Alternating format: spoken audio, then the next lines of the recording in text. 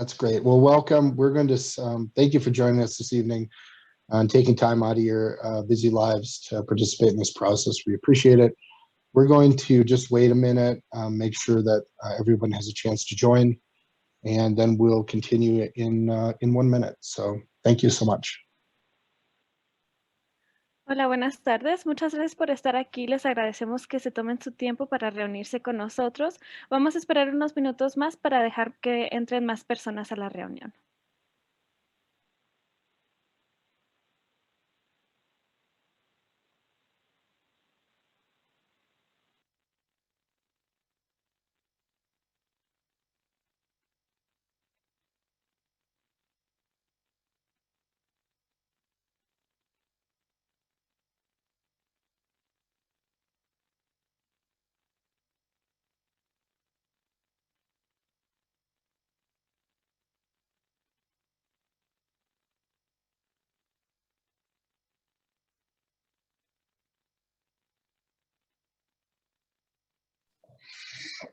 Okay, for those of you that joined in the last minute, we're just waiting for people to give them a chance to join. I think we should wait just 1 more minute and then we'll get started. Thanks for your patience.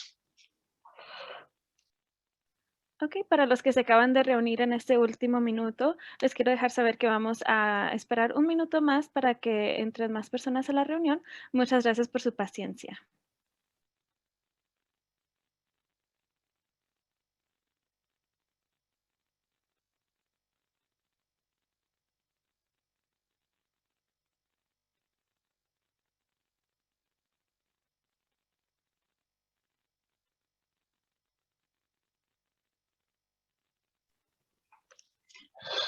Okay, let's get started. Thank you for your patience. The very first thing we wanted to talk about is our language interpretation, which you've been hearing already. So I'm going to pass it off to Diana to explain how the interpretation will work tonight. And go ahead, Diana. Thank you so much, Chris. Hola, mi nombre es Diana y estoy aquí por parte de la cooperativa de Community Language para crear un espacio seguro donde se practica la justicia del lenguaje, donde todos pueden participar y escuchar en el idioma de su corazón usando interpretación simultánea. En un momento podrán ver un icono de un mundo con 3 opciones en la parte inferior de su pantalla. Por favor, seleccione el idioma en el que guste escuchar y hablar esta noche. Es muy importante que seleccione un idioma, sea español o inglés, para no tener problemas con la interpretación. Si está utilizando la aplicación de Zoom en su teléfono, puede hacer clic en los 3 puntos que aparecen en la mano derecha de su pantalla y seleccione el idioma en el que guste hablar y participar esta noche. También puede poner en mudo el audio original si desea, haciendo clic en el icono del mundo de nuevo y seleccionando la opción Mute Original Audio si no quiere escuchar el audio el audio de la persona que está hablando original. Por favor, hable con una velocidad conversional si es que va a presentar esta noche. Si tiene alguna pregunta o duda, pueden mandarnos un mensaje en el chat o solo dejarnos saber. Gracias.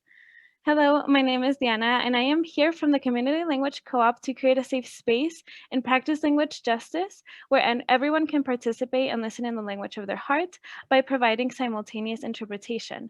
In just 1 moment, you will be able to see a globe icon with 3 options at the bottom part of your screen, so please select the language you will be speaking in and listening in tonight. It is very important for everyone to select a language, whether that's Spanish or English, to make sure we don't have any issues with interpretation. If you're using the Zoom app on your phone, you can access interpretation through the 3 dots that appear on the right side of your phone screen. You can also mute the original audio if you would like by once again clicking on the globe icon and selecting the option Mute Original Audio if you don't want to hear the original audio in the background. If you're presenting, please remember to speak at a conversational pace. If there's any doubts or questions, please send us a message on the chat or just let us know and we'll help you out as much as we can. Thank you so much. Thank you, Diana. We'll give folks just a minute to choose the right language, and I will, or the language they'd like to listen in, and I will move on just a little bit. So just to confirm, so welcome everyone to tonight's meeting. This is our second public meeting about the West Denver Safer Streets project, and our meeting specifically focused here on the Tejon, Tennessee, Virginia, and Lipan corridors. And so appreciate everybody joining us and being a part of this. I wanted to pass off to Geneva to just say a word about the Boulder issues. Thank you, Chris. And hi, everyone. Thank you so much for joining us this evening. My name is Geneva Houghton, and I'm a senior city planner with the Department of Transportation and Infrastructure. And I am the planning project manager for this project. And tonight we have a lot to talk about, but I also think it's really important to recognize the lives lost earlier this week because of an active shooter at a King Soopers in Boulder. And I'm just going to take a moment and read their names. Terry Laker, Ricky Olds, Lynn Murray, Lana Brat-Kowiak, Suzanne Fountain, Denny Strong, Kevin Mahoney, Eric Talley, Nevin Stanisic, and Jody Waters. And I'll pass it back to Chris. Thank you, Geneva. Excuse me. Okay, so just some housekeeping for tonight. I know everybody's really used to the virtual meeting platforms now. We have tried to keep everybody muted to minimize distractions from background noise so everybody can hear clearly. We really are going to be interfacing with you tonight through the chat. So there's the chat function. We would love it if you would ask questions or provide dialogue through that function so that we can respond through the chat as well. And then that's how we're gathering all our questions for our Q&A period. So it's important to use the chat. It also gives us a record of sort of what everybody said, because we develop a frequently asked questions or a Q&A document at the end of the meeting where we answer all the questions, even the ones we couldn't get to tonight.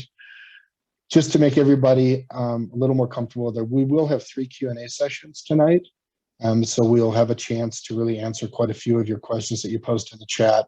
And then, like I said, we will post a summary of all the questions and responses online sometime within several days after the meeting. Okay, I want to introduce the folks that you'll be hearing from tonight, primarily myself and Geneva Houghton. So I'm the consultant project manager. My name is Chris Vogelsang, and Geneva is the city project manager, and you heard from her just a minute ago. We also have a few other folks on the line. So we have our engineering lead, Michael Kozlow. He's with Department of Transportation and Infrastructure, as well as Geneva, and our community designer, Gabby Serrato, who is very knowledgeable about everything that's going on in this part of town. And so we're pleased to have them. I also wanted to recognize the offices of Councilman Clark and Councilwoman Torres. I know that I think I saw you on, and staff members possibly as well. So thank you for attending, and we appreciate your time and attention. Okay, so what are we talking about tonight? So at a high level, we're talking about a whole program called West Denver Safer Streets, and tonight we're focused in on one piece of that program. This is part of the voter-approved Elevate Denver bond program. That's where the funding comes for implementation of these facilities. And as you can see in the map on the right side, there are facilities kind of all over the southwest part of Denver. And tonight we're focused in on this orange rectangle here. We did have one open house on February 11th. We had really good attendance. We got good questions, and that helped give us some input for kind of tweaking and looking at the different corridors and designs. And tonight we're going to just talk about the corridors and introduce the concept designs sort of at I guess it's a kind of a medium level. It says high level, but really what we want to do is share in general what we're proposing. We want to show you clearly what that means, and we want to point you to the place you can go to really dig into the details about where your house is and what you care about, and give us comments. So that's what we're doing tonight. Our overall project schedule, like I said, we had our first meeting February 11th. After that meeting, we developed some draft concepts and ideas, and now we're having open house number 2. What happens from here is we're taking all this input and from the community over the next month, and we'll roll that into some revisions to concepts and new ideas.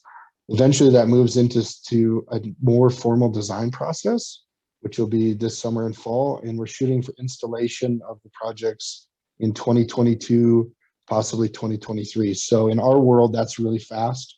And I'm sure it seems fast to some of you as well. They're on corridors where things may change. I wanted to give a quick overview of tonight's time and how we want to use our time together. So we're going to have some community feedback sessions. First thing we're going to do here is just go through and take a few questions here in a second. We're going to go through the draft concept designs starting around 5:50, we think. And we'll talk about Tejon Street, Lipan. Lipan isn't listed there, but we have an update on Lipan as well, and Tennessee and Virginia. And then we want to circle back at the end and give you the next steps on how to stay engaged, how to get in touch with us, how to share your thoughts with us. So with that, I thought we'd start with a polling question for the community here and for the group. So I'm going to pass off to Julia to kind of lead us through that. Thank you, Chris. So hi, everyone. I'm Julia Walker. I'm a planner with OV Consulting. So just in a second, I'll be launching a poll and just really to get to know everyone who's here. So the questions are just kind of asking what your connection to these streets are and which corridor you're most interested in. So you should see a poll on your screen now if you've joined by your computer or if you joined through the app on your phone. If you're having trouble viewing the poll, feel free to respond in the chat bar, just saying if you're a resident of the area or if you have a student that goes to school nearby, work there, and which corridor you're most interested in. So we'll just leave this up for a couple more seconds. And then I'll share the results in a little bit when I get some more answers.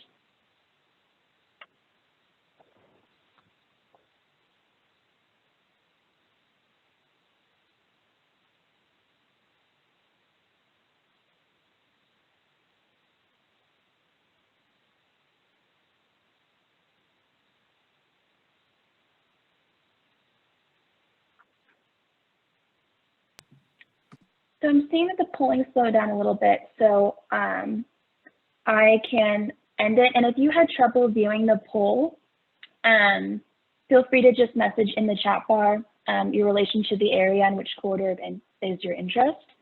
The majority of the people joining us tonight live on or near one of these streets, and there was a large majority of those of you joining that are interested in Tejon Street. So thank you for taking this poll, and we're excited to talk with you tonight.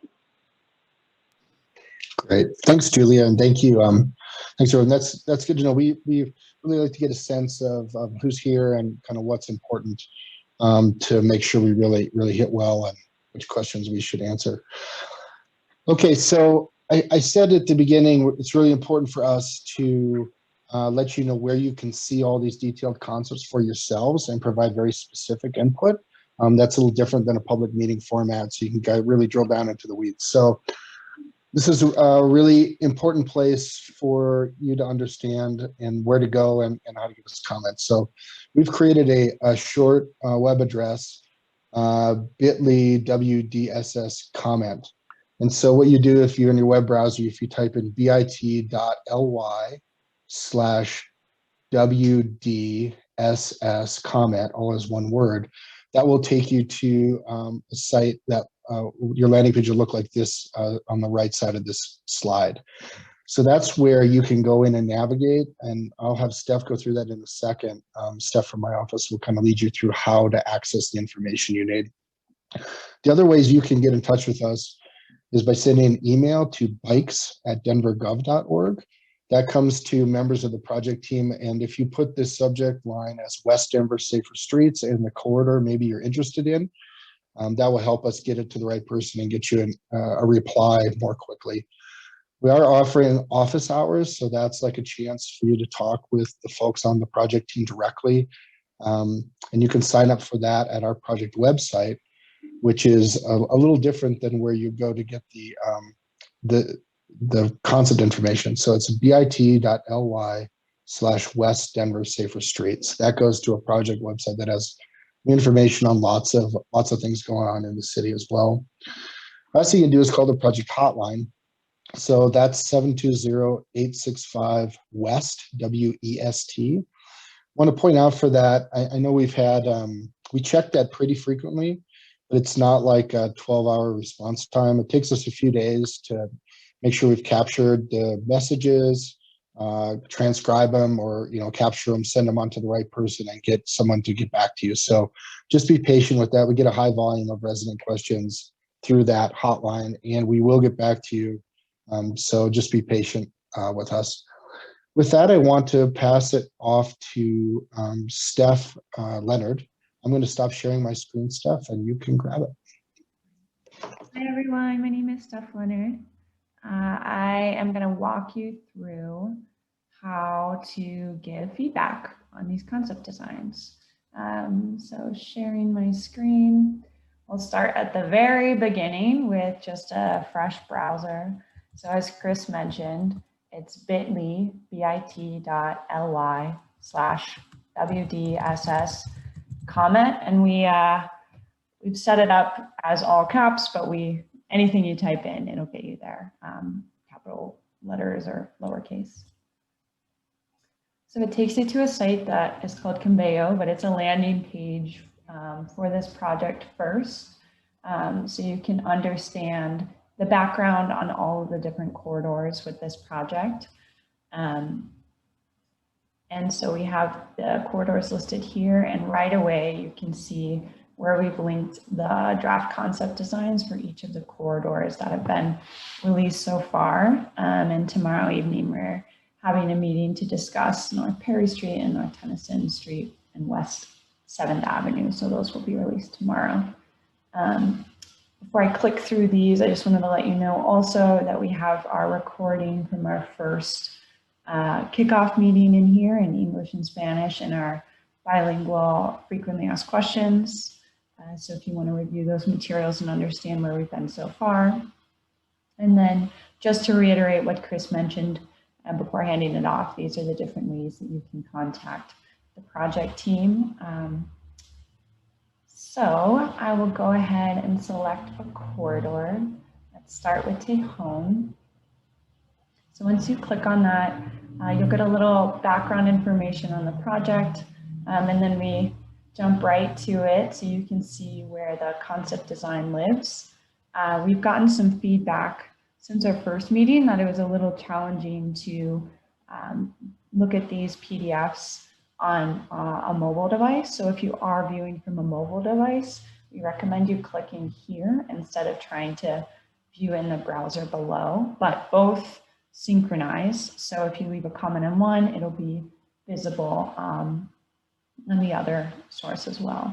So first, these are long corridors, some of them, so we split them into different sections. So you can switch between the different segments by either using this drop-down feature, or you can scroll to the bottom and there's a next and a previous. So obviously this is a little hard to read right now, but you can zoom in using these toggles here, and then we have descriptions of each of the design features in English and Spanish. So you can get a feel for what's happening in this segment here. We have some curb extensions with some intersection daylighting, which means we're removing parking from the intersection so that it can improve visibility at crossings. So that's what you're looking at here. And then say you have a comment about, I overlooked the major piece, the protected bikeway here, and we list out the dimensions of each of the different lanes. So you can kind of really dive in as deep as you want, or you can stop at just the higher level. But if you would like to provide feedback on specific design features, you click, you want to make sure comment first is activated, and then you select the location. You can type in your name. You don't have to type in your email. If you type it in, it just allows us to be able to follow up with you later on if there's specific feedback that you'd like from the team. So you can leave a comment here. You just have to agree to the terms and policies, and then you can let us know it's a suggestion for the design or if you have a specific question. And you'll have to do a little prove that you're not a robot, do a recaptcha real quick. And then what's nice is once you leave a comment, it'll be visible to everyone. And then there's also a way for folks to interact with one another, which I'll show you in just a second. But quickly, I just wanted to, again, if you're using a mobile device, this is going to be a little easier. So you click here, and in the mobile device, it's a little wider view. And you can even use this feature, which expands it even further. So this might be preferential for anyone, just because it allows you to get a little broader view. And just quickly, all of our landing pages for corridors also have this feature of leaving general comments. So perhaps you want to just let us know about something generally for the entire corridor. You can leave that here. And then we also try to provide some information about what you're looking at. So if it says a bump out or curb extension, we have pictures here and describing what that design feature is intended to do for the corridor. So slowing speed, slowing turning movements, improving sight distance. And then for all the corridors, you can find more information here. And then just quickly, one more feature I want to share. If you go into, we have a few comments on Irving already.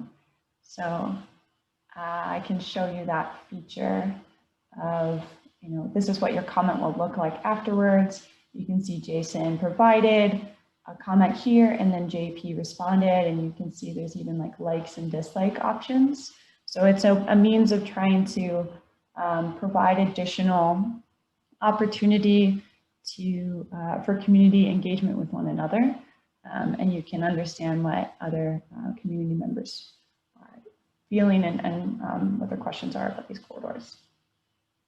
So that's the site in a nutshell. One other piece is you can quickly just kind of scan through the different corridors here. So say you want to comment on all of these, you can quickly jump between them.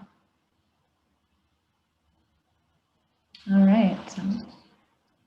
And pop that slide deck back up. Great.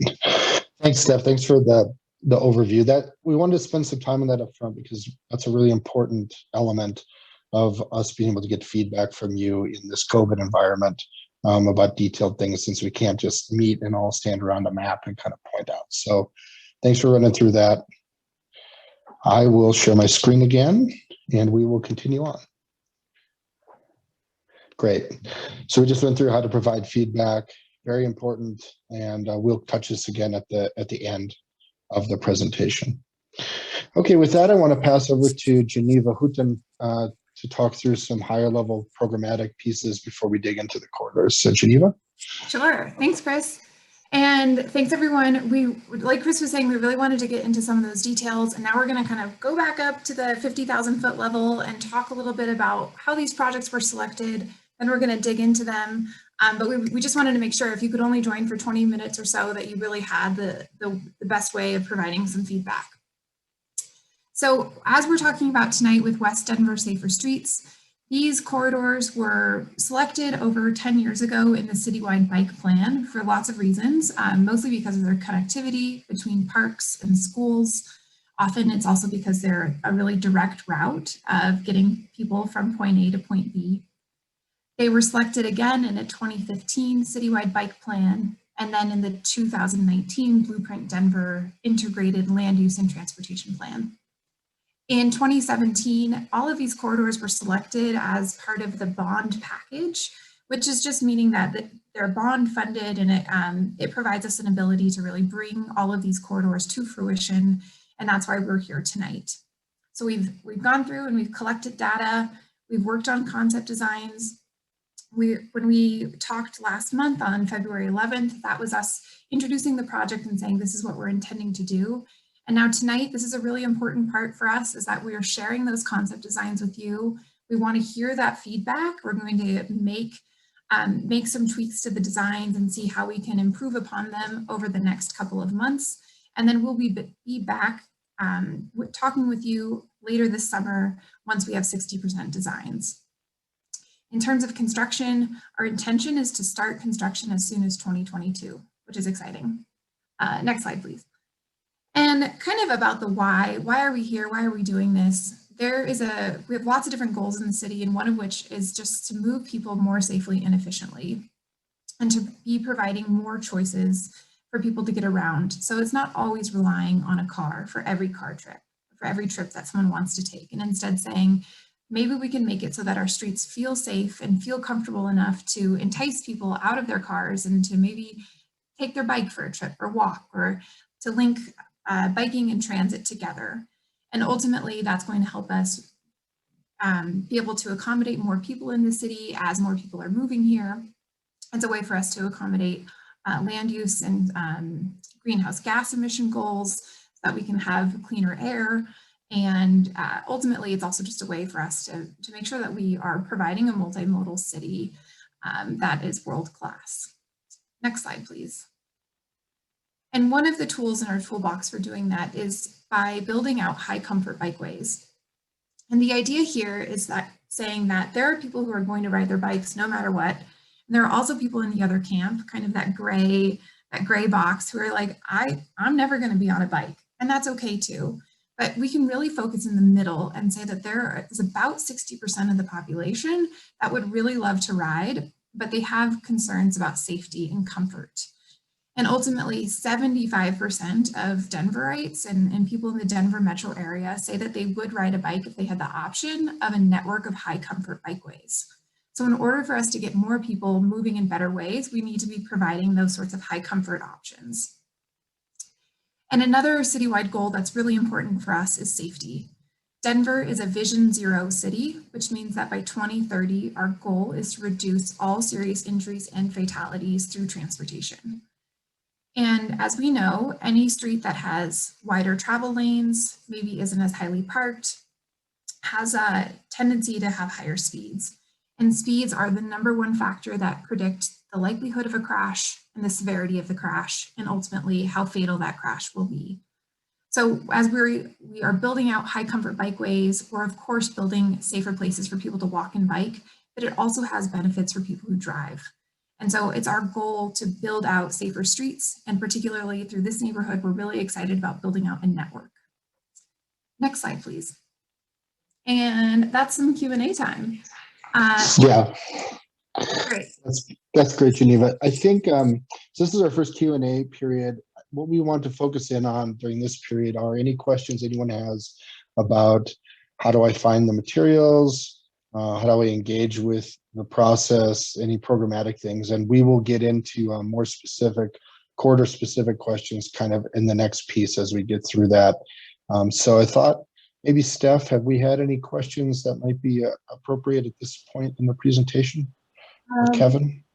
We just got a question from David Reinhardt.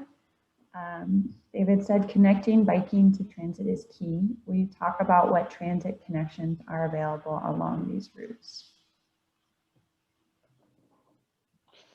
Yeah, so we're gonna go through each route, and we have sort of slides for each corridor that sort of shows you what transit routes are on that corridor and everything. But yeah, the linked trip piece, so being able to use one mode to connect to another mode to get to your destination is an important part of this, and also an important part of how the corridors were chosen, kind of to Geneva's point up front in these planning studies that were earlier.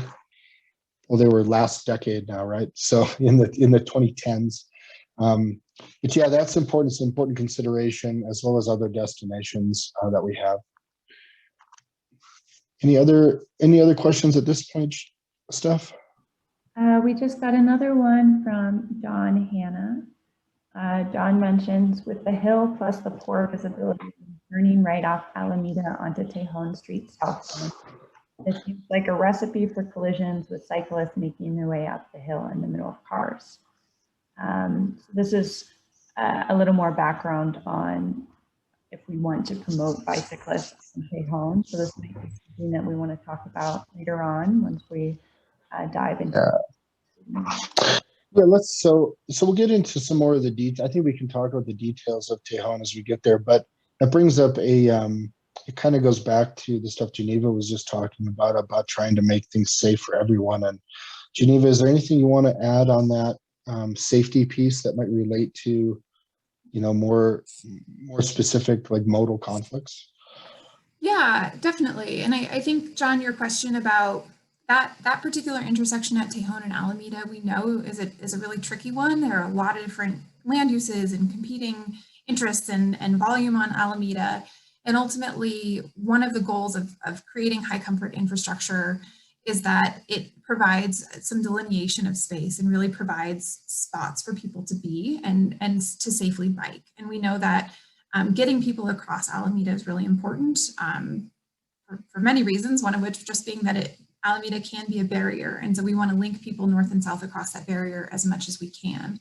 So our designs, and we'll definitely get into this more, but our designs are always aiming at slowing turning movements and slowing movements as much as we can at the intersection, because that is where most of the conflicts happen. And Chris will definitely be talking more about that design, but just know that one of the intentions of these projects is knowing that maybe today it doesn't feel as comfortable for everyone to ride because there aren't bike facilities, but ultimately we want to build it on all of these streets. Hey, Geneva, just so you know, you cut out just a little bit there, so maybe they didn't hear all that, but I think we got the gist of what you were saying. So unless there's questions about how do I access the information, or how do I get in touch with folks, let's move on to the next piece. Is there anything else we should address at this point?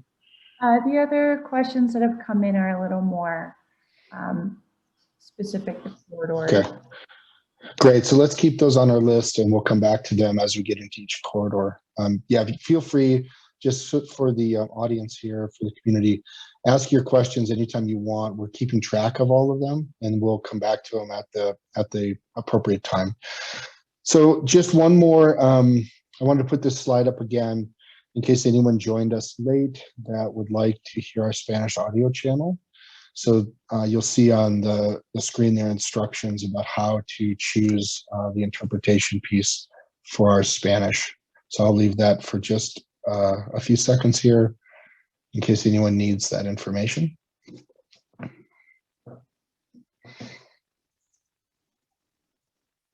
Okay, great. So let's move into corridors. I know this is what everybody came to hear, and we're not trying to delay this. We thought it was really important to talk about how you get access to the detailed information so you can see for yourself. So let's talk about Lipan Street. So South Lipan was recommended as a bikeway in Denver Moves. And at our first meeting on February 11th, we told you all that a bike lane was being considered for the section from Alameda to Florida. And in the meantime, we've gone out and done a lot more data collection, looked at the curbside uses very closely, looked at all the industrial, truck, and business activity, been out there to get a feel for what it feels like, and looked at also how wide the streets are and how everything kind of works. And what we determined through that investigation, and through community input, kind of helping us understand more about how that street works. You all live and work there, and you know it better than we do in those ways, so that was really useful too. We have decided to take a pause on Lipan. We're going to do some additional analysis and conceptual planning work to see what is the actual best way to connect Alameda Avenue down to Ruby Hill Park through this part of town. We still think that's a really important connection, and we want to be able to get people through the community, through the neighborhood, north and south to the Platte River and down to Ruby Hill and up to Alameda. But at this time, we are not going to be sharing detailed concept designs, ideas about Lipan, because we've taken a pause and we're going to sort of reconsider. And probably the next steps there, we will communicate to folks on this call and to our list. We will get back in touch, but this will progress at a different pace, kind of in a different track from the rest of the corridors that we're going to talk about tonight. So I want to let everybody know that up front. You can feel free to ask questions in the chat about Lipan, and we'll come back to those in a few minutes. Okay, South Tejon Street. So this is the other corridor that we determined through our data collection that we talked about in our February meeting that needed to be a bike lane type facility. So we've identified Tejon Street as a protected bike lane. I'll go through the reasons for that in just a second, but a protected bike lane is an on-street with, striping sort of facility with vertical elements between the cars and the traffic. I'll show you what that looks like and kind of what we're intending with that, and then we can have a discussion about it. So why Tejon Street for the first part of this? So back to Geneva's point about the planning study. So Tejon Street connects a lot of really important destinations in southwest Denver. Valverde Elementary has lots of schools, especially right near Alameda. We have that big school campus with the 4 schools right there. And as an update to the community, we have spoken with the principals of Valverde Elementary and the Math and Science Leadership Academy. We're scheduling meetings with the KIPP Sunshine and KIPP Collegiate now. But we learned a lot about how the schools interface with the street there. And I can share that as well in Q&A. We want to be able to get across Alameda more safely. I think John Hanna brought that up in his question. We touched quite a few transit routes. That was brought up a little earlier. And we want to improve safety. We want to reduce speeding. And we think the elements that we're talking about create a lot of speed reduction possibilities because of narrowing up the roadway. So what does the roadway look like today? We touched on this a little bit at our first public meeting, but I thought it'd be useful to rehash a little. We might have some new people. So over here on the left side of this slide, you'll see that we collected data. We collected a lot of information, but also specifically traffic data. So on speeds and volumes and parking utilization. So the speeds are pretty high, and we confirmed that data through different discussions with community members and with the schools. Quite a bit of speeding and a lot of concern about high speeds. The volumes are also quite high, so as high as 6,000 vehicles a day traveling on sections of Tejon. I believe this is in the very northern part of our area near Alameda. And parking utilization for the corridor as a whole was around 10%, so on the lower end of when we measure streets. And that was taken, we can get into this more in the Q&A, but that was taken at 5 a.m. Because we're looking at residential areas. We also followed up with the schools to understand the school drop-off, pickup, bus activity, and those things, especially in the area between Virginia and Alameda along Tejon. And it has a serious crash history. So the safety piece is real on Tejon, and we have a lot of land uses that have vulnerable users using them. So that's really important to us.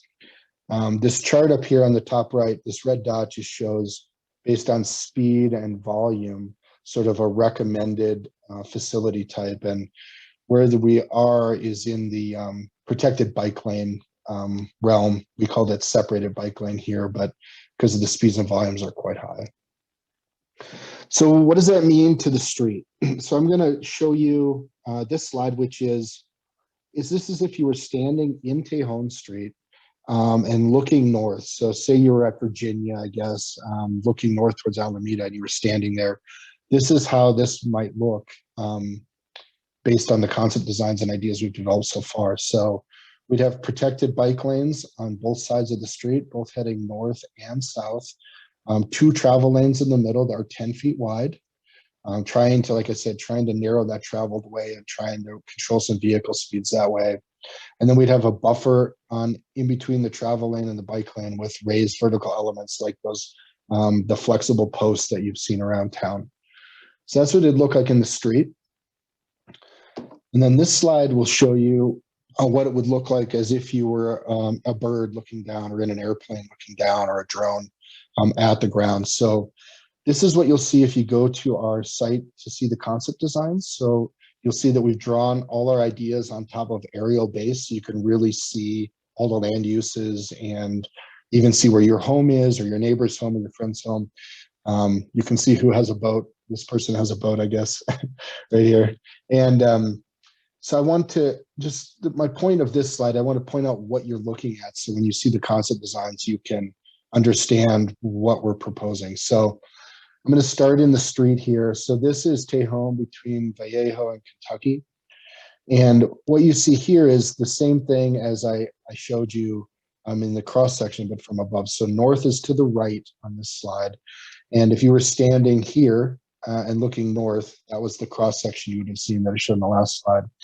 And we've shown here is the dimensions of each of these elements. We've shown where the bike lanes are, so against the curb lines. The curb lines and alley sort of right-of-way lines are shown in this blackish gray line. So that's the edge of the road. The white lines are stripes that we would paint on the road, you know, as to change how this the look and feel works. So the white ones are related to crosswalks and to buffers. The yellow are the areas down the middle that define the travel lanes. And then these black elements here are the raised elements. So there's some dots here that you might be able to pick out. Those dots are intended to be they're the vertical flexible posts. And the long sort of rectangular bars here, those are rubber curbs, like 8-inch high raised rubber curbs to sort of create more vertical separation and more disincentive for cars to enter the area. We've gone to the trouble in the design here along the road to even show that where driveways and alleys are, that we are not having raised elements, so that you'd still be able to, people would still be able to access their driveways. So we don't want to block access to that and to fire hydrants. So these yellow elements here are fire hydrants that we've shown to let fire still get access to those. Last thing I want to point out that you look at is sort of, let's just look at Kentucky. So we talked about what are called curb extensions earlier. So what we're trying to do is narrow up the throat of the intersections as they intersect with Tejon. And we do that by painting some striping on the road to narrow this width up to 24 feet. So it visually looks smaller and you should, you'll feel like you need to go slower. It also, we also have shown these black circles are the raised flexible posts again. So it's striping and vertical elements in most places. Where there were issues with fire hydrants or with vehicles turning, we did not show vertical elements right now. So we've tried to take that into account. And what this does too is it narrows up the crossing distances and the exposure time for pedestrians as they walk across these cross streets. The green striping are those conflict stripes you might have seen around town. We call them conflict stripes, and they define a place where it alerts motorists and bicyclists that this is an area to pay special attention to, that people might be turning across or coming from a direction you might not expect them. Okay, so that's what you'll see. The point of this was just so when you go in and see those concept designs, you know what you're looking at. So the other, one other thing we wanted to just get out up front, we've had a lot of questions that are kind of have a common theme. And so we thought we'd address some of them up front here, and then we can talk about them a little more. So why is parking being removed on South Tejon? That's been a big question we've heard from the community already. So we've talked about how it's an important connection corridor, went through those, and we talked about the speeds and volumes that are quite high that lead us to a protected bike lane facility is the safest facility to install in this corridor to meet our objectives. And because of the speed, we also need the pedestrian safety enhancements that we just talked about. So some of those curb extensions and trying to shorten distances. Where we end up is that we want to have everything and we want it all to come together, but there's only so much space in the existing roadway to do things. And so the existing width doesn't allow us to do a protected bike lane and keep the on-street parking. And so what we've shown right now, based on sort of the design standards, engineering design standards that we're following for how to do a protected bike lane and how much space we need, is we've shown doing the protected bike lane, and that has the consequence of removing all on-street parking in the area that we're working on, and from Alameda down to Kentucky. So I want to be upfront about that. That's a real impact. That's a real consequence. It's balanced in our minds by the safety trade-offs and the connectivity trade-offs and mobility trade-offs, but that's a community discussion to be had. I did say that we have coordinated with the schools. We learned a lot about how they use the curbside space. My team physically went out there a few days and watched how it's working since we're back in person. We know it's not at full capacity, but give us an understanding how that works. And we have made some design trade-offs in the area, especially between Virginia and Alameda, to allow for those school operations to continue while providing a safe facility. So I wanted to point that out. And if there are accessible parking spaces, handicap spaces, those will be retained as well. So those short pieces. So with that, I think I've spoken at you long enough about Tejon and Lipan. I think it'd be a good time for us to start answering some questions through the chat. And like I said, what ones we don't get to, we'll definitely circle back and answer them in our Q&A document. So Steph, why don't you start us off? Great. So first, we had a comment earlier on about the Lipan documents. And I know we talked about the way that we're kind of reevaluating the plan, but how can people provide feedback on the Lipan? Oh, that's great. Yeah, so Steph didn't go into that piece on the site. So we showed like all the concept design ideas we have. So most of the corridors have that red button below.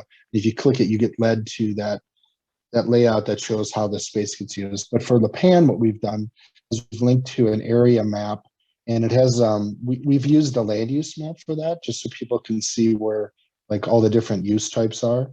But it shows a broader area than just Lipan. And what we're looking for the community on Lipan is the input we're looking for is what other ideas does the community have about what good routes would be, what would be a better route than Lipan, or if Lipan is the route you all want us to stick with. We're just looking for a little broader feedback there, a little specific. So the people here that are really interested in Lipan, and I know there are, you can go there, go to that map, and leave a comment for us that tells us your thoughts about different roads or intersections or routes. That'd be really helpful. Okay. Great, thanks. One question that could be probably pretty quickly answered is from Glenn. He mentioned he wasn't quite sure why the parking analysis for Tejon was done between 5 and 6 a.m. So if we could touch on that methodology, that would be great. I can take that one. Sure. Hopefully everyone can hear me okay. I think my computer is 1 year into a pandemic and just totally dead. So the reason why we do parking counts at the 5 a.m. time frame is we do that in residential areas because that's typically when most people are home. And these counts are done by humans. And so it's usually a little bit nicer to have people not have to be up at 2 in the morning when it's about the same data as what we would receive at 5 to 6. And then in other areas of town, when we have different kind of land uses that might have more people around midday or in a commercial district, for instance, then we would choose to count additional as opposed to just having a more residential count. So that's why that was done. Great. So I see a question here about the fact that there are hills on Tejon, especially near Alameda, and there's concern about visibility on the bikeway.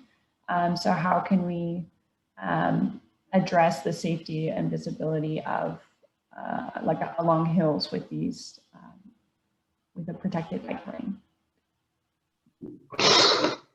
Yeah, why don't I start that, then Geneva, you can jump in if you'd like. But we've actually spent quite a bit of time. I think one of the earlier questions was specifically around Alameda and how that kind of works. The Valverde Elementary principal also pointed that intersection out, and we stood there during school release and watched the crossing guard kind of go and provide some level of protection for the kids that are walking across to their homes on the north side of where they live. So for us, the visitability piece is tied with a couple other elements. So the visibility is really for the bicycle crossing is really related to the raised elements, the conflict striping markings that you saw that really highlight, hey, this is a place to pay attention to and to be more careful. But it also relates to what we're doing at the intersections to make speeds slower, turning speeds especially. So it's not as much hill related, but it's more about when I come to, I know we were getting input that cars turning eastbound from Alameda, southbound onto Tejon, were trying to turn too quickly and creating some conflicts. And so our idea is that we would sort of tighten that space up a little bit and make that turning speed slower. That's really important to reduce the severity of any crashes that might happen, and also to give people more time. For hills, really the hill isn't as much a visibility issue, I don't think, other than not for the bicyclists, but it's a visibility issue. I think you're getting at, like, if cars are going too fast and they come over a hill and now they have to stop quickly because they didn't notice someone. So that ties back mostly to a speeding issue. So all those roads are designed at a certain design speed where that visibility should be enough. And so our main approach there is to really try to control speeds and try to slow people down. The other things would be, like I said, the extra markings and those things to really provide visibility. Geneva, do you have anything you'd like to add to that? No, I don't. I was shaking my head. Okay, sorry, I couldn't see you. Okay, yeah, so really it comes down to speed again. Speed is the big thing. Steph, maybe we take one or two more questions, Okay. and then we'll move on. So Katie asked a question that a couple people have responded to with interest as well. So Katie asked, will taking away the lane on Lipan prove problematic for getting to the new bridges that are going to connect east and west? So I'm going to pass this on to Gabby since she's more familiar with the area projects. Hi, everybody. Hopefully everybody can hear me just fine. So hopefully most of you guys know we have a new development that is coming in on the other side of I-25 in the Broadway station. That private development is actually also building this really humongous but really fancy bike ped bridge, basically over the Platte River, basically being able to connect what's going to be the new development with sort of our existing neighborhood, which is absolutely wonderful and great. But that does play a role into the consideration of, the Lipan versus what other corridors we have, potential corridors we have in the area, because we obviously want to provide the best and easiest, most comfortable access to this wonderful new bridge that we're going to have just a few blocks over to the east. So I think that's why the team mentioned a little bit earlier today that Lipan, they still need to gather this information because that bridge is definitely coming. I actually think it's coming under construction, starting construction this year or very early next year. I'm not 100% sure of that, but it's definitely coming, and we need to make sure that it is easily accessible by the Atmar Park neighborhood. Great, thanks, Gabby. Yeah. And I might add on to that as well, just another plug for when you go to the bit.ly.wdss comment and you hit on the Lipan map, that's where we would definitely like to hear more about some of those routing concerns and saying, this is where I want to go. This is how I typically bike. This would be an easier way for me to get around. We will definitely take all of that into consideration. And as we move forward, I think it will be really helpful. Thanks, Steph. Great. So I'm kind of combining a few questions that came in that are a similar theme. So we got a question about how, with the protected bike lanes, how deliveries can be managed, as well as how these bike lanes will be maintained, for example, like the snow removal.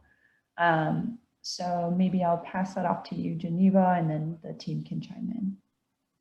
Yes, definitely. So good questions about deliveries. And I know in particular, there is one very, very long block at the southern end of the Tejon corridor. And I think one thing that would be really helpful for us is to understand kind of where current deliveries are happening. We will anticipate that this will mean that some delivery drivers will need to park on side streets and offload there and then walk to a residence. And that's just one of those trade-offs that we have as we try to make our streets safer for people who are walking and biking. In terms of the maintenance, the bike lanes will be maintained by the Department of Transportation and Infrastructure, including snow removal and removing debris, just like any other street. Okay, great. I tell you what, why don't we move to the next segment? We have another Q&A opportunity, and then we can also go back to any additional questions about Tejon and Lipan at that time too. Not to stifle this, but I want to make sure we get to the other corridors as well, and then we'll circle back at the end if we have time and there are additional questions. So I'm going to move to the next slide, and then Geneva, why don't you take us from here? Okay, great. So we have talked about so far what a protected bike lane is, and the next two corridors that we'll be talking about are West Virginia and West Tennessee, and these are neighborhood bikeways. So if you picture a normal bike lane, something that has a stripe where someone biking is supposed to be, these streets are more of a shared condition. And we call them neighborhood bikeways because they're supposed to be really low volume, low speed streets that prioritize people who are on their bikes or who are walking by foot. And the way that we do that is by, first of all, lowering speeds. If there is a theme to the meeting, it's we want to lower speeds. So we do that through speed humps, by adding mitigations to the intersections like traffic circles, which you can see in the upper left-hand corner. We add curb extensions, which effectively kind of narrow that throat of the street and makes it just a little bit slower for turning movements. We also add median refuge islands when there is maybe a longer intersection for someone to cross. If there is too much traffic, we will add a diverter. The diverter pictured here where the mouse arrow is at 35th and Irving, and that is up in the Highlands, and that's just a way that people who are biking and walking can cut through. But turning movements, if you're driving on Irving, you could not turn left onto 35th. And then in the lower right-hand corner is a photo of a curb extension in the theme that we are doing, which is paint and post and sort of this quick build in order to really get things in the street as quickly as we can. So you're going to see all of these different treatments laid out on Tennessee and Virginia, and it's going to look really different. And the way that, and the reason why we've chosen this instead of, say, a protected bike lane is just because the speeds and volumes of those streets are lower. And even if, say, the speeds are higher than we want them to be, we have ways of mitigating the speeds. So this kind of a treatment doesn't really work on a street like Tejon because of the speeds and volumes, but it can work really well on a street like Virginia. So this corridor is several miles long, and it goes all the way from Knox Court, and there's Monroe Elementary. You cross Federal, you keep going east, you have a number of different cross streets. There's a very small, right when you connect in with Tejon, that's also where there's the campus with a number of different schools. And then it keeps going and it intersects and crosses the railroad, and then it connects to the South Platte Trail. So it really does provide this continuous east-west connection. And particularly because there aren't any bike facilities on Alameda, it is an east-west connection just south of Alameda that can get people across the city and really connecting neighborhoods. So kind of as I was talking about, there are a lot of different benefits of this particular alignment. It does connect to transit, as we had some people were talking about wanting to have more bike and transit connections. It definitely will improve safety. And most critically, we are also looking to improve crossings at some of the higher volume streets and arterials like Federal. And what the street looks like today, the speeds range between 22 and 32 miles per hour, so definitely higher than what we want to see. The volumes at the very lowest are at about 600 vehicles per day, and the highest, it's just south of 2,000 vehicles a day. And really that's higher than what we want to see. And so we'll get into how we're planning to bring some of those volumes down. And the reason that we're doing that is because if you're on the street and you're there and you're biking with your family or just by yourself, if we can minimize the number of times that you on a bike are passed by someone in a car, it's a way that we can improve the comfort for everyone on the street. And I also want to note that Virginia in particular has a pretty high crash rate, a high crash rate per mile. There have been 4 bike-related injuries or crashes, one of which was serious. There have been 4 pedestrian crashes, one of which was fatal. So it's really clear that something needs to be done, and we have this opportunity now to really focus on that and improve the street.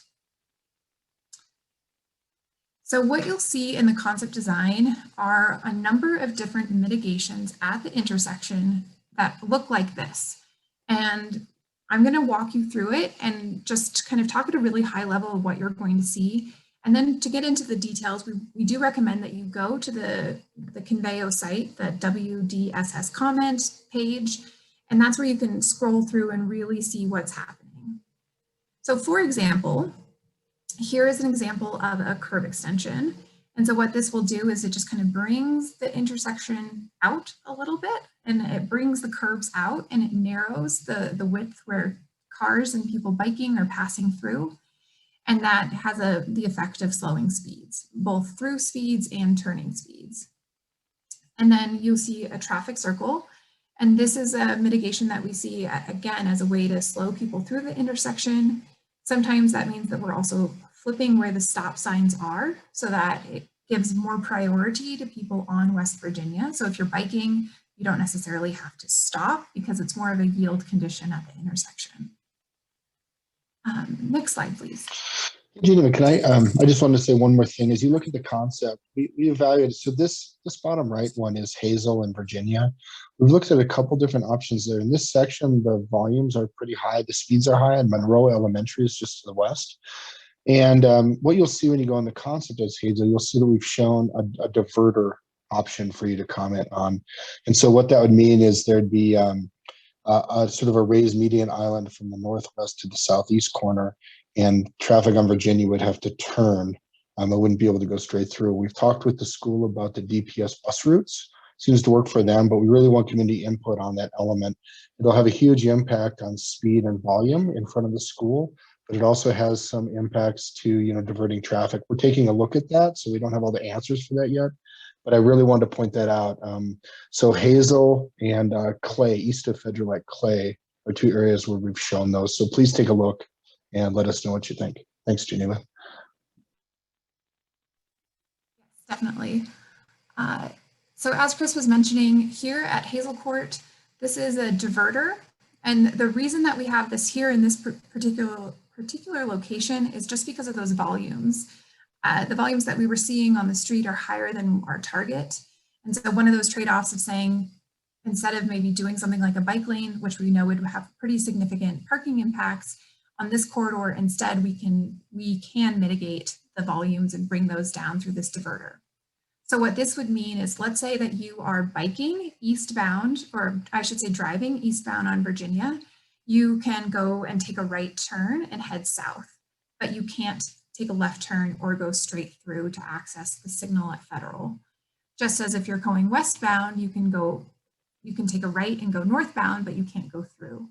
But you'll see that we do provide openings. So if you're walking or biking, you have that mobility to go through and access all 4, kind of all 4 movements. So this is a treatment that we don't have a ton of examples of in Denver yet, but it's something that is a tool in our toolbox, and we're really excited about using it on this corridor, just because we know that there are such significant safety concerns. And then last but not least, what I want to talk about is just a median island. And apologies, there are lots of dimensions on this that might make it a little bit hard to read. But really what this is doing is that it just provides a little bit of a narrowing as people are going through the intersection and are just going even east-west on Virginia. And so it means that they're going to slow down a little bit as they're going through. And this has, as we've talked about, the benefits of also just kind of slowing down speeds overall. And the other thing I'll note, and I think Chris is going to say this, is that you can see the red line, and in the instances where we do have some parking removal for neighborhood bikeways, it's generally very minimal. It is just generally where we have specific mitigations. And so that red line would indicate where parking would be removed, but it's not touching parking on any other part of the street. And very last, we wanted to point out that the last 2 blocks of the corridor change in character. It goes from being mostly single family residential to being a little bit more commercial. And so at Navajo to Lipan and then to Jason Street and on to the South Platte Trail is where we've changed the facility type. So rather than this being a totally shared facility, we have changed it to be a buffered bike lane. And the thinking here is that you have more people who are trying to kind of use this area, you have more conflict movements, and the character doesn't quite fit for what we would anticipate as a neighborhood bikeway to be. So with that, we do want to get your feedback. So please, please take a deep dive on this one in the concept designs and provide some feedback of how this looks to you. Another thing that I want to point out here is we heard quite a lot about wanting to have a comfortable way to access the trail. So if you are going and you're biking along, there is now a kind of formalized way to go. And then we've added effectively almost like a curb extension.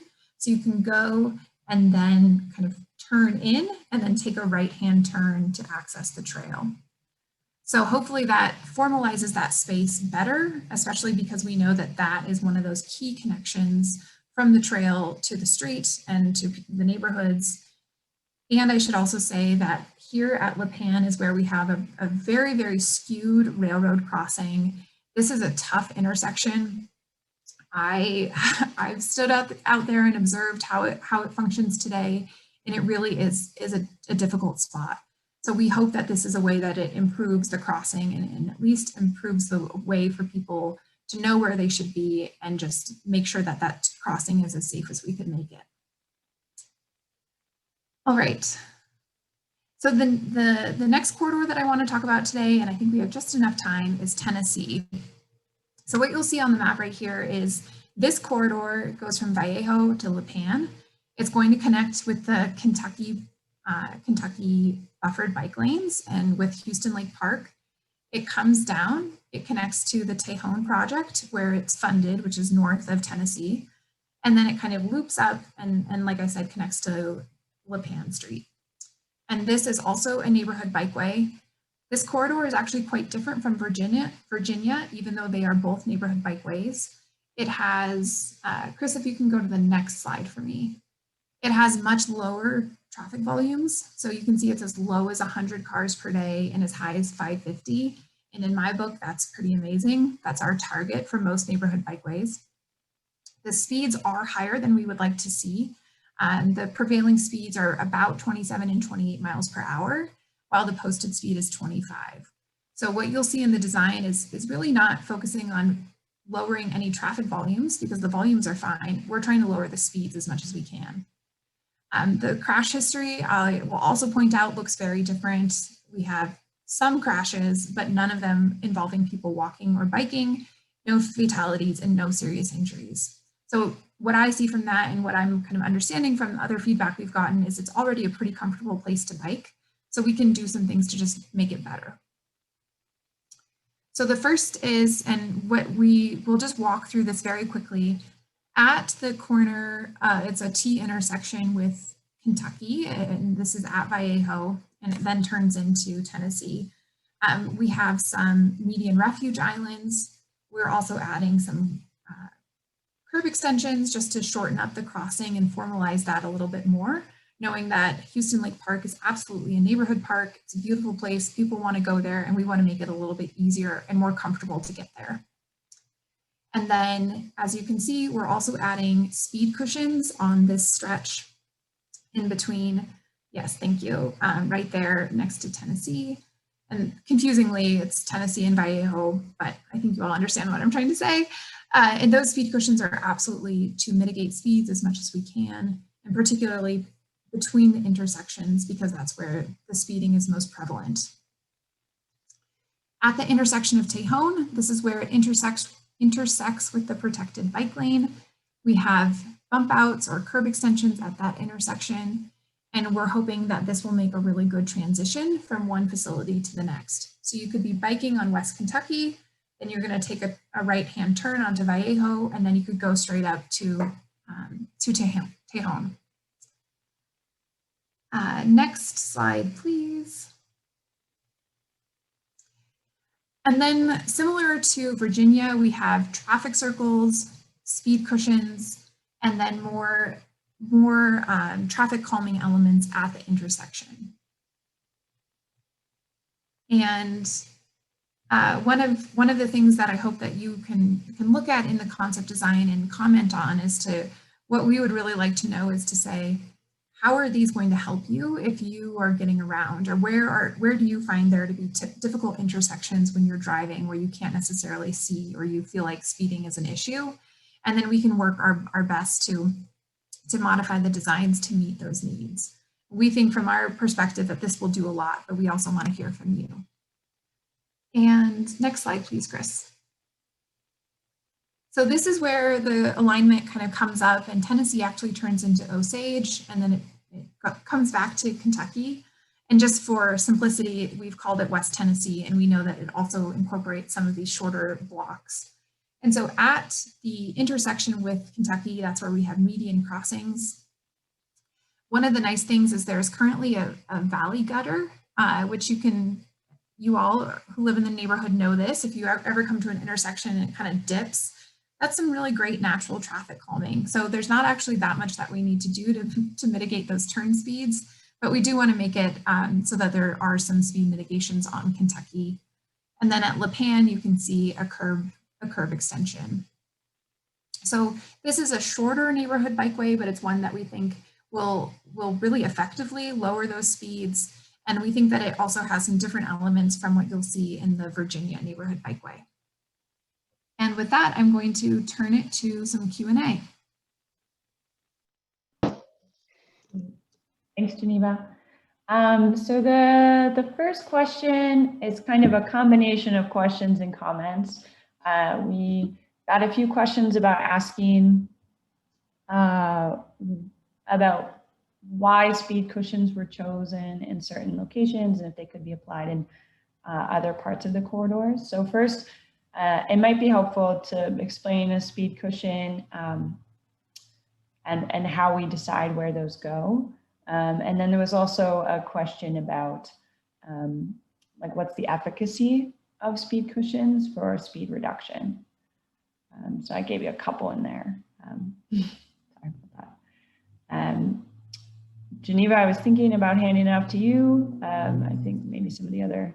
Yeah, I can. I will be honest, I was reading comments. Chris, if you could take this one. Yeah, that's no problem. So I think if I understand the kind of aggregation of questions is, I think it's where do we do speed cushions or speed humps? I think that is sort of implies why can't we do those on streets like Tejon, right? Like why isn't that a place where we do those things? And then you know, how effective are they at reducing speeds? So let me start at the back and I'll work my way to the front, and Geneva, you can jump in anytime. But so they're very effective at reducing speeds. What we see, so some of the data that we've looked at from around the country is speed cushions reduce speeds by maybe 50%, right? So depending how fast you're going, but you're shooting for like a 10 to 15 mile an hour traversing speed of that element.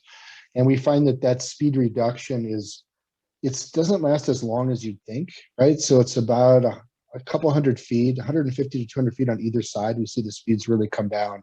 And then if you don't do elements, I think this is what Geneva was showing, that we had sort of like traffic circle, speed cushion, traffic circle. If you don't do things again, the speeds go right back up.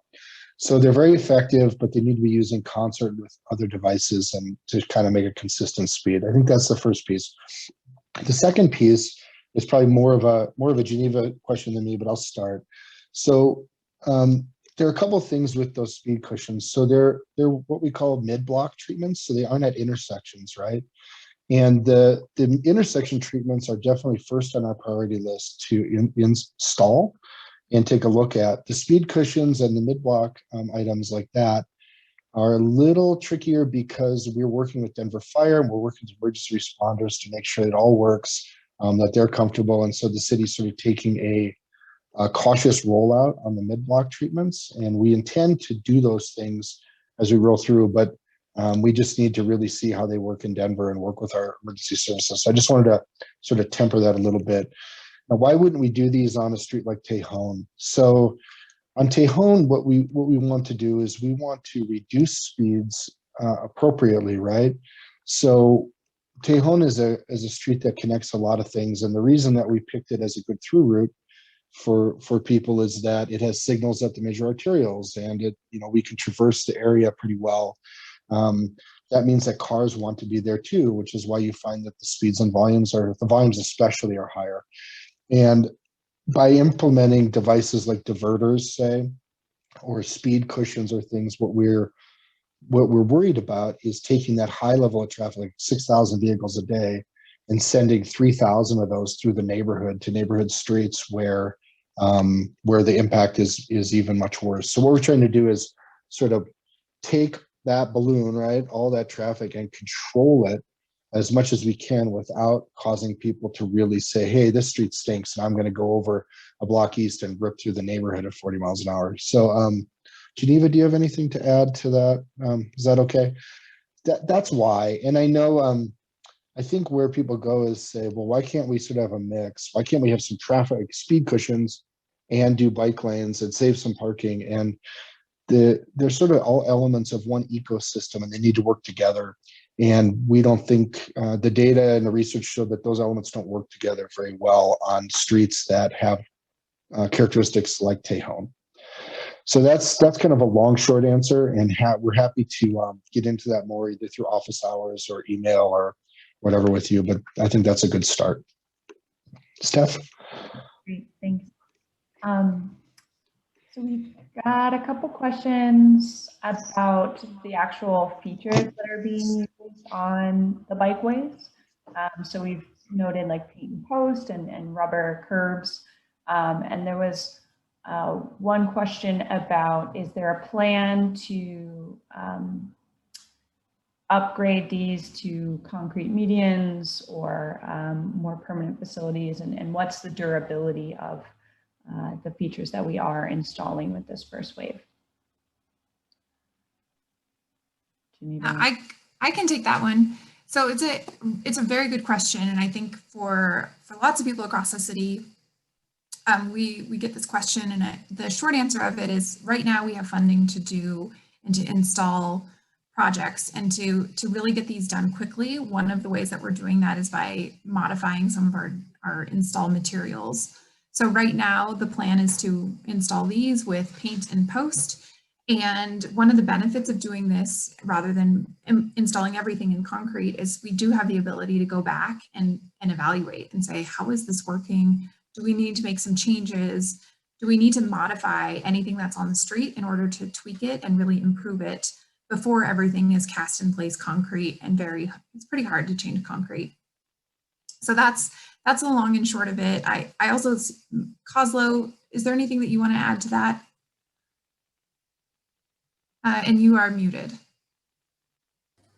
That is the statement of 2020 and 2021 now. Sorry, Geneva. Yes, no, I think the only thing I would add, on the operations side, and we talk about speed cushions, we want to make sure that our plows can navigate our fire trucks, our garbage trucks, anyone that needs to get through. So that's on the technical side.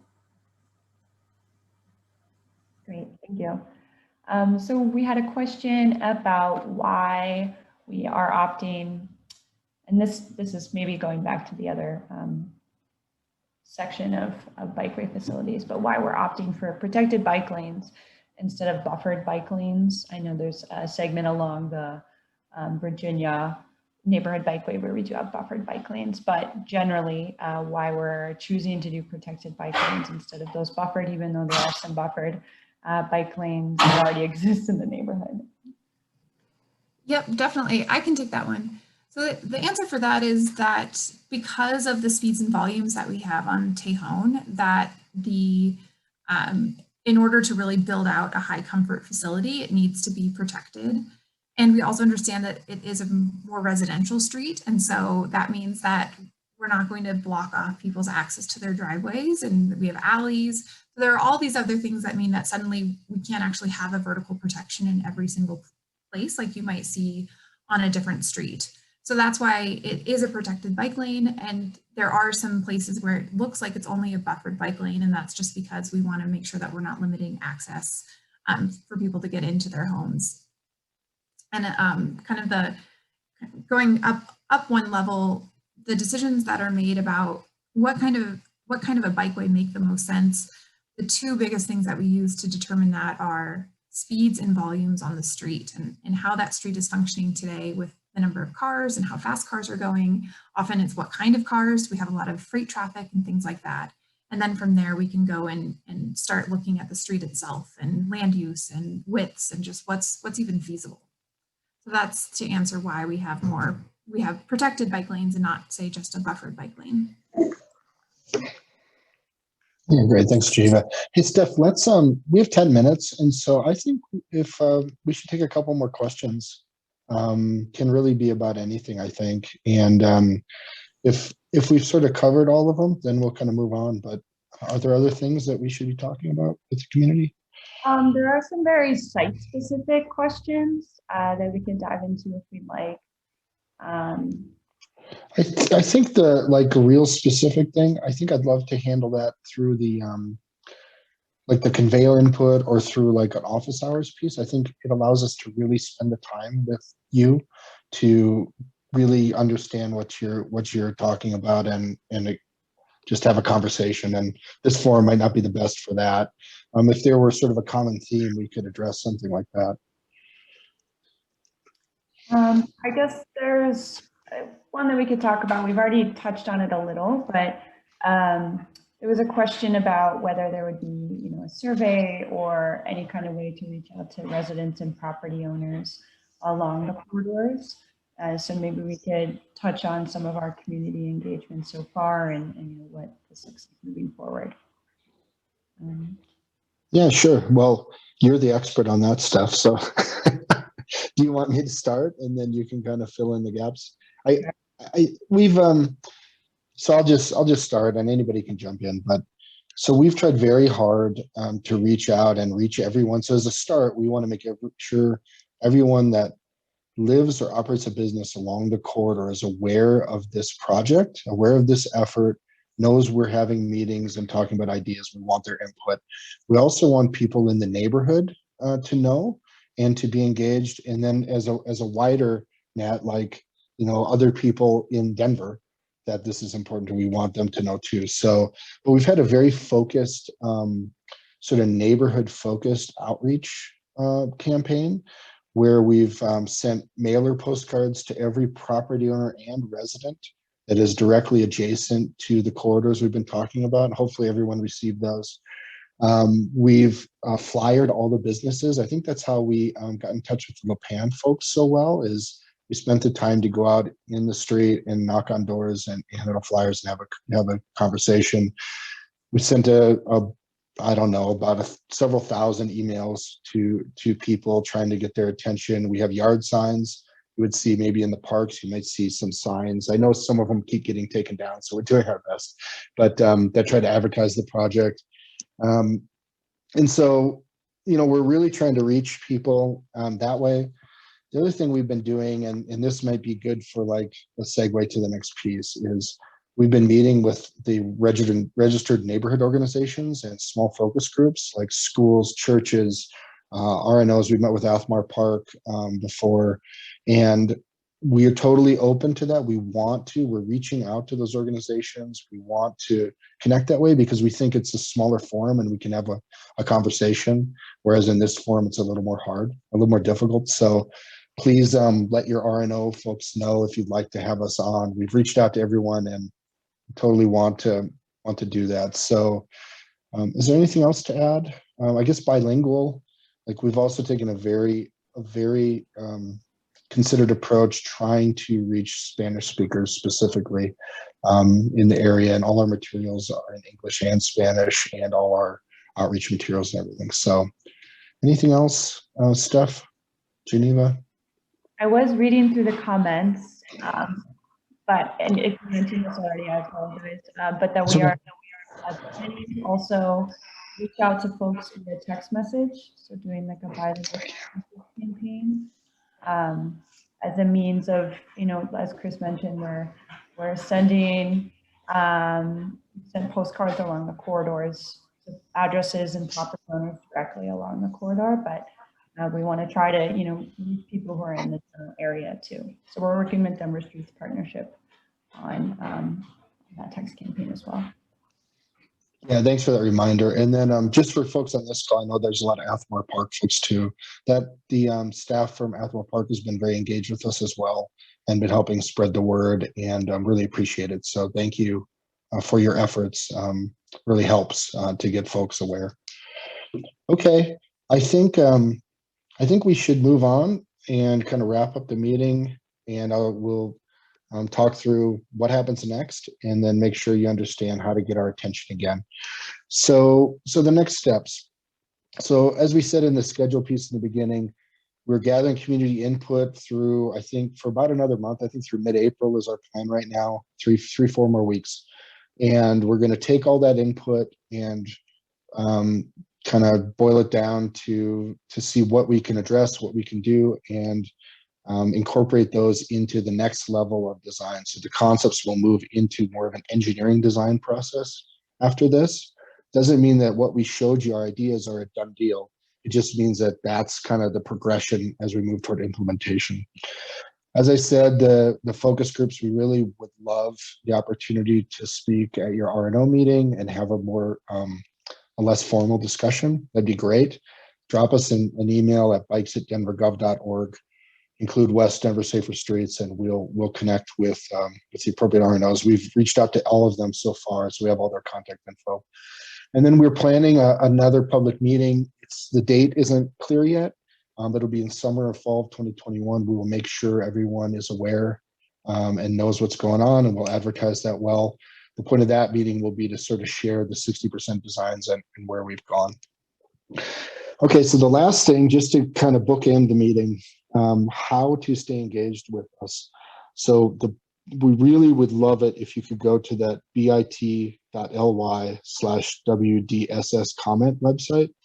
We spent a good amount of time getting the concepts up there so you can dig in and see what it means to you, what it means to your neighborhood, and give us your thoughts. That's really important. You're also welcome to, you can visit our project website to join our email list. Probably most people on this are. Also, if you put your email in the chat or your contact info, we'll capture it that way as well. So, so that'd be great. Anything you put in the chat, we'll capture and make sure you're added. And then the 3 ways to contact us and talk to us as well. Office hours, so those are more personal conversations. Go to our website, the West Denver Safer Streets, bit.ly West Denver Safer Streets. There's a link there to sign up for office hours. Email us again at bikes@denvergov.org or call the project hotline, 720-865-WEST. The last thing that we will be doing is tomorrow morning, we will send out a sort of thank you email from this meeting that'll have all this information in it as well. So if you didn't get a chance to write it down fast or get a screen capture, we'll provide that again tomorrow. So I think that's it. I'm going to stop sharing. And I just want to say again, thank you so much for taking the time. I like what I saw in the chat looked really productive and useful. Sorry, my dog's barking. And really appreciate a civil discussion. Even if you have strong opinions, we want to hear those. And as long as we can have a conversation, I think we can figure this out together. So thank you for your time. Have a great evening, and we look forward to hearing from you again.